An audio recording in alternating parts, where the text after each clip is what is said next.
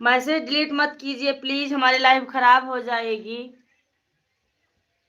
कैसा भी मैसेज हो जाए उसको डिलीट मत कीजिए। बहुत सारी मेहनत किए हैं जी, पानी फिर जाएगा सब पर। हिंदी में कमेंट करो। लाइव यार डिलीट मत करो, डिलीट करना हो तो लाइव में मत आओ। आज आप आकर डिलीट करके चले जा रहे हैं, हमारी लाइव खराब हो जाएगी। और सोचो साल भर मेहनत किए हैं, सब बर्बाद हो जाएगा। लाइव मत डिलीट करो। अगर डिलीट करना कमेंट मत डिलीट करो, डिलीट करना है तो लाइव में मत आओ। हिंदी में कमेंट करो जी, हिंदी में। नमस्ते जी, Radhe Radhe, welcome. Comment delete मत करो, हम 1 साल से मेहनत कर रहे हैं और सब हमारा पानी फिर जाएगा, सब बर्बाद हो जाएगा। कौन कम्बल छाते बोलने सब बोल रहा है। नमस्ते जी, राधे राधे, वेलकम। सभी दोस्तों से लाइव को लाइक कर दीजिए, प्यारा प्यारा सा कमेंट करते रहिए।